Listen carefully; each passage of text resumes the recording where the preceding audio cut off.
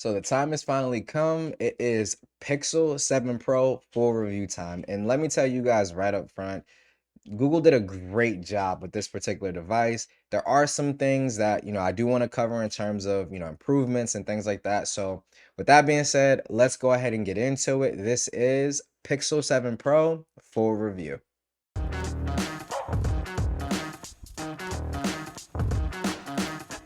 Now, first things first, I want to go ahead and give a disclaimer. Shout out to Team Pixel for supplying the unit so I can go ahead and give some good feedback, some good criticism on how they can improve the Pixel line going forward. However, that is not going to change or, formulate my opinion or any of that other good stuff. I'm always going to keep it 100% real with you all in terms of my experience, the things that I do like, the things that I want to be changed. So now that we got that out the way, we're going to break this review up into just a few categories. We're going to talk design and display. We're going to go ahead and talk performance. We're going to talk software features. We're going to talk battery. And then we're going to wrap it up with the cameras. Got to talk about them cameras. So first things first, let's go ahead and get into design and display. And right off the bat, I'm going to tell you guys, this is my favorite design of any Pixel that I've ever used and that I've ever owned personally. Google really took what made the Pixel 6 Pro last year really stand out and just continue to, excel and just polish and refine that. Honestly, the name of the game with this phone is refinement and polish. There's not a whole lot here that has drastically changed, year over year, anything like that. I honestly think those times are long gone, but there's a lot of good refinement and good quality of life updates that make this a really solid upgrade, even for someone, coming from a 6 Pro. So getting right into the design, first thing you'll notice in terms of change is that camera bar. So now it is one uniform piece. There are no seams or anything like that. One uniform piece, absolutely loving that. We still do have the glossy backs. That was one of the things that I wanted them to improve with the 6 Pro last year. We didn't get that this year, so I'm going to go ahead and make note of it. Google, go ahead and give us those matte backs. It's better for grip, less fingerprints. It also, like I said, just with those two things mainly, grip and fingerprints. So something I really want to see change is just, the glossy, change that to matte. I think that'll be dope. Also colors. The base Pixel 7 also gets a few, colors that the Pro line doesn't get and vice versa. I would love to see Google come out with just one set of colors that we get across the board. There was a really dope blue that came out last year on the Pixel 6 that did not make it to the 7 Pro. So I would have really loved to see, those colors kind of come to both lines. That would have been dope. Not that the colors that we got were bad. I think that all the colors, were pretty good. Snow was the best colorway in my opinion, but like I said, overall dope. Just would like to see more variance in terms of them colors. If we switch the phone over to the front, nothing really different in terms of the display. Now, the one thing I will call out is the actual curvature. So the curvature is far more subtle. It's not as steep as the curve was on the 6 Pro. Definitely a welcome change as it makes it easier for case manufacturers, as well as less accidental, palm touching and things of that nature. So that's always a good sight to see. Also, you just saw me do it there. Fingerprint sensor is far more accurate, far faster on this particular device, even from the always on display, which is where I kind of had some of the issues with the 6 series last year, was from the always on display.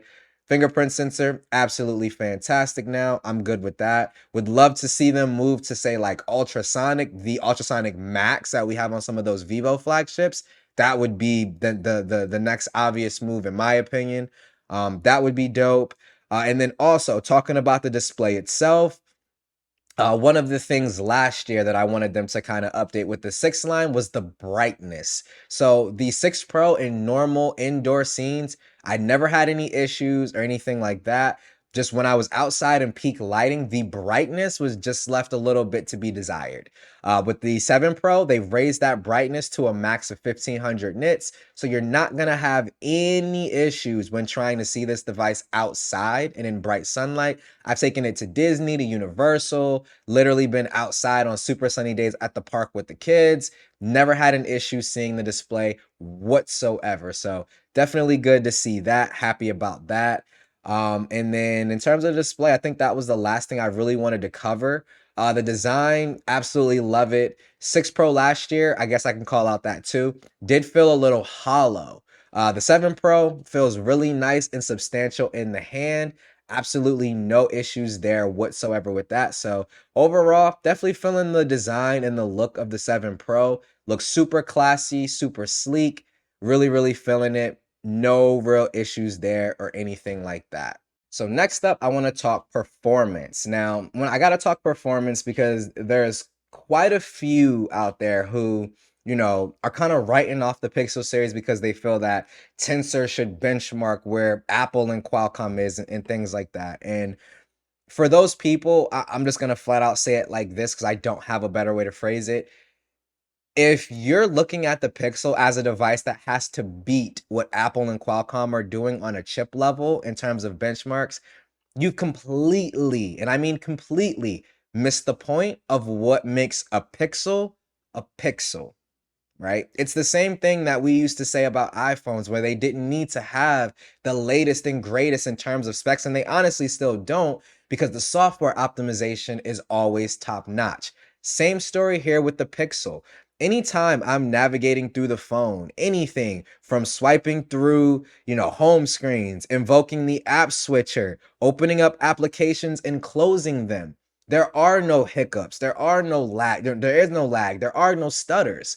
This device, even rocking this Tensor G2 processor, which I will admit, it didn't change a lot from last year, changed in just a few key areas. It runs circles around even my Fold 4, which the Fold 4 is the best performing device that Samsung's ever put out in terms of like its fluidity and the software performance. This is beating that by a significant margin. Like this device feels so fast and so fluid all the time. Yet people are only drawn to what they're seeing in terms of benchmarks.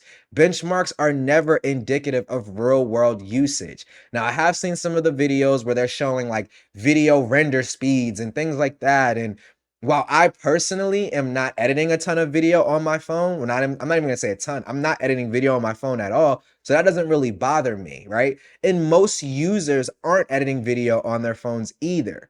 So it's like you have to look at what the device was intended for in terms of like the processor.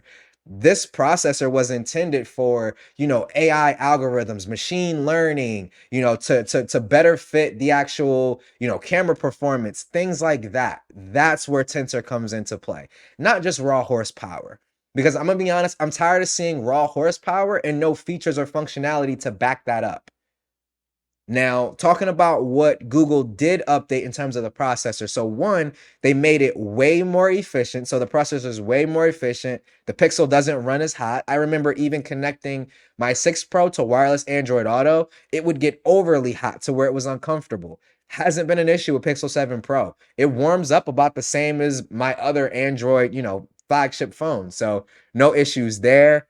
They also improve the modem, which I think was a huge reason why we saw so much overheating, was the phone trying to lock in on a good signal. The modem's improved. I haven't had any issues with drop calls, data dropping, in any of that stuff. So, like I said, in terms of the areas that mattered from last year on the processor, Google has made those changes. The phone runs way cooler, way more efficient, while also being good in terms of the data speeds. And even shout out to the homie on Twitter, Sneed. I'll go ahead and make sure I link his channel. He's been doing speed tests like crazy with the Pixel 7 Pro, and it's been throwing up great numbers. So in terms of the modem, in terms of the processor, and the overall day-to-day performance of the phone, absolutely no complaints whatsoever. Great job, Google. Next up, let's talk about some of those googly features I mentioned Tensor, processing and doing the heavy lifting for. So you already know things like, hold for me, call screening, direct my call. Those are just in the actual built into the phone application.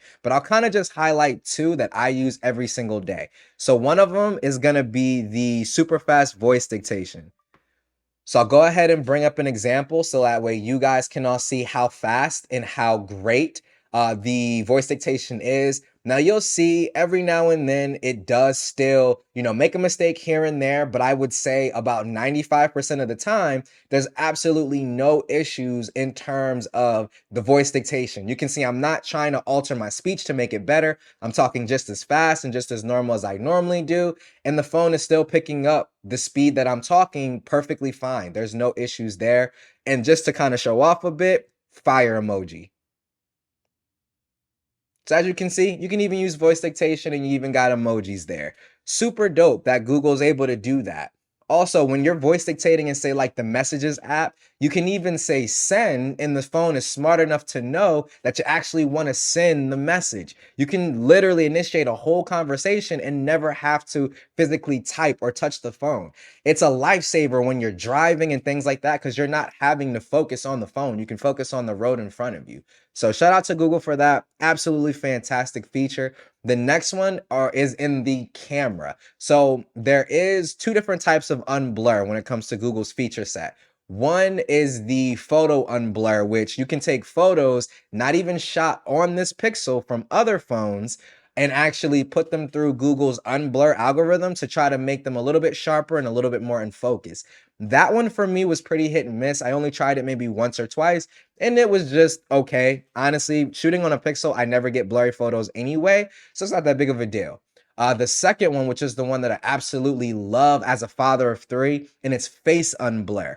How many times have you been trying to, take a picture of your kids or something like that? You take the photo and their face comes out blurry. Well, with Pixel 7 Pro and Pixel 7, what happens is, and I think that this feature is even on the 6 series as well. I'm pretty sure it is. What happens is the Pixel takes a photo from the wide and the ultra wide camera, and whichever has the best face in it is the one that will get stamped onto your photo output. This has been a lifesaver for me. As with a 1-year-old, and I'm sure anyone with kids can attest to, they do not stop moving. You got to try to shoot that picture as fast as you possibly can. So having those little features that may not look the most sexy on like a spec sheet or something like that actually do, improve my quality of life when using the smartphone. And I think in the end, those are the type of features that we need. We don't need higher megapixels. We don't, we don't need more processing power for benchmarks and all of that. We need actual quality of life features that are going to make a difference in our everyday lives. And when it comes to the pixels, you're getting that in spade. Next up, I want to quickly go ahead and cover the battery. So when it comes to the battery set, I'll kind of give you guys a just general idea of how my battery works and kind of how all of that works for me. So I take my phone off the charger at about 8 a.m. I sit in bed for about an hour, and then I start work for the day or whatever the case may be. Normally, with taking the phone off at 8 a.m., I don't normally put it back on the charger until about 11 p.m. when I'm about to go to bed. Pixel 7 Pro at that point at 11 p.m., I'll generally have, say, maybe about 25 to 30% left. Now, to add a little bit of context, on my 13 Pro Max, I would end the day with that same usage, maybe at about 45%.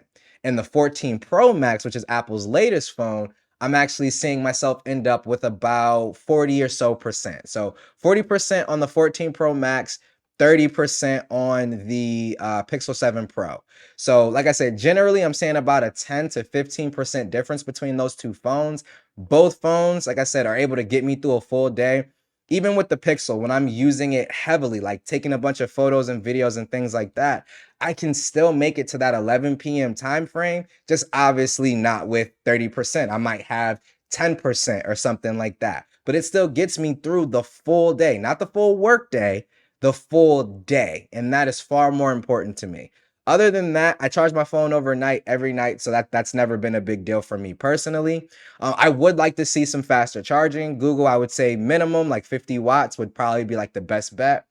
And in terms of screen on time, for those that track that, follow that, like that stat, I'm generally anywhere in between 6 hours at the minimum, 7 hours at the max. One day I did get over 7 hours, but it's only happened once the entire time I've had the phone.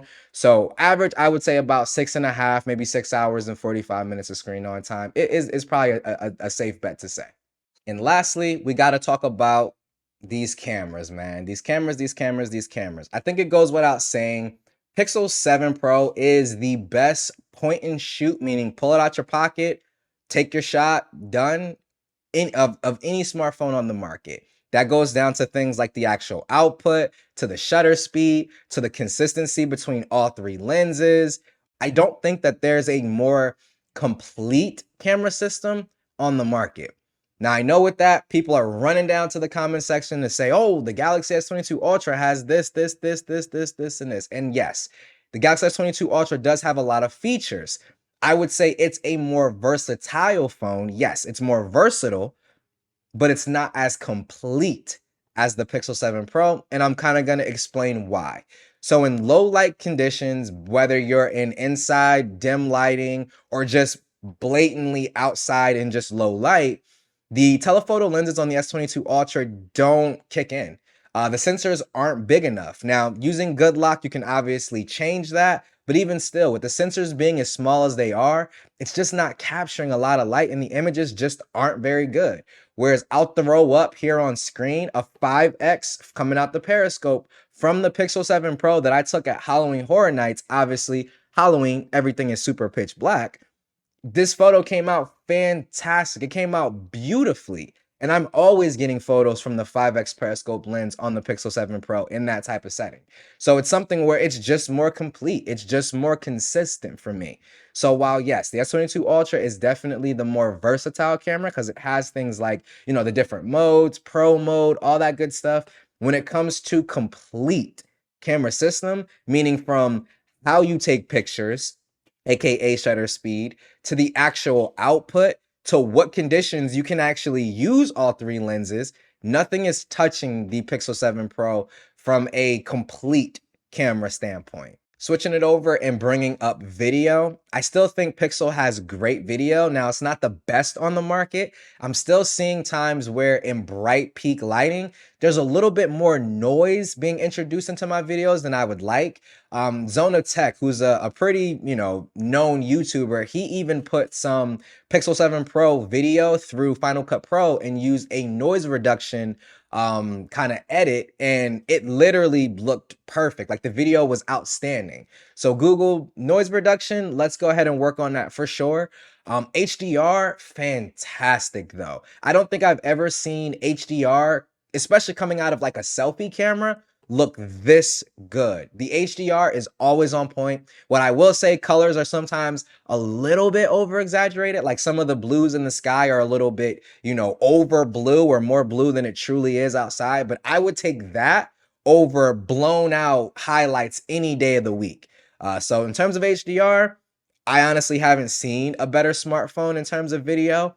And then another call out I want to make in terms of video, Pixel 7 Pro is probably the only phone on the market, at least that I've tested, that can actually switch between the lenses at 4K 60. Any of the other phones that I've tried, when it comes to 4K 60, if you want to switch between all the lenses, you have to stop your recording, switch your lens, and then start recording again. Pixel doesn't have this limitation. You can switch between all your optical lenses at 4K 60.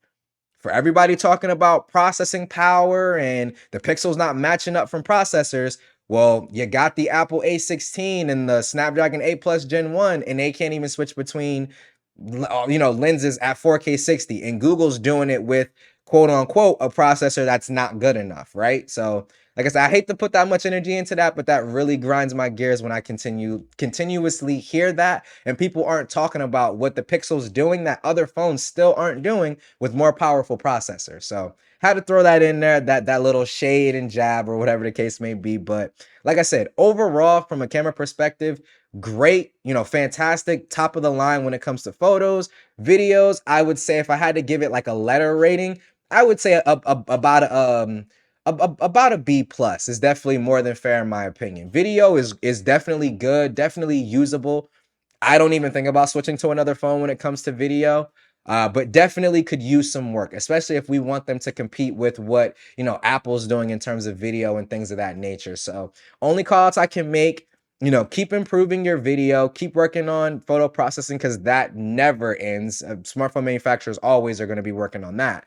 Work on the noise when it comes to video. Just work on video overall. And then for those that would want it, throw in a pro mode, Google, for photos and videos. There's some really great talented photographers like Bionic Scoop, Grant Likes Tech, Juan Carlos Bagnell, some gadget guy. There's a lot of talented photographers that would benefit from having a pro mode on a Pixel. I've heard from a few people that that is something that they're interested in doing.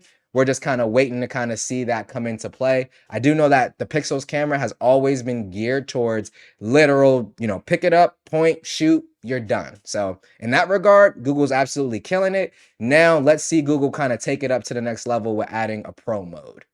So that's the full review of the Pixel 7 Pro, a phone that from day one when I got it up until this point, I'm absolutely in love and enamored with it. It is a fantastic phone, and in my opinion, the only true smartphone. Whenever I'm using a Pixel, it always feels like I have a real deal secretary or assistant who's there to really help me, right? From things like at a glance updating in my area for the hurricane or tropical storm that we recently had, to things like the voice dictation, being smart enough to know when I'm ready to send a message, to hold for me, call screening, direct my call, letting me know the ETA that I'm gonna have to wait on hold, for certain businesses and things like that. So I always feel like the Pixel is a true smartphone, while everything else is just a smartphone because it's app focused. So Pixel still feels like the true smartphone, in my opinion. Great job, Google. Fantastic job on launching this without a ton of issues, without a ton of bugs. I really haven't heard anybody who's, not really enjoying it at this point, who've really used it, obviously. Keep up the momentum, keep up the great work. Can't wait to see what you guys are cooking up for next year. But I want to know what you all think down in the comment section below. How are you feeling about the Pixel line as a whole? If there were some things that you could change, what would you change about the Pixel line? As always, this is Ike's Tech Talk. I will catch you all in the next video. Peace.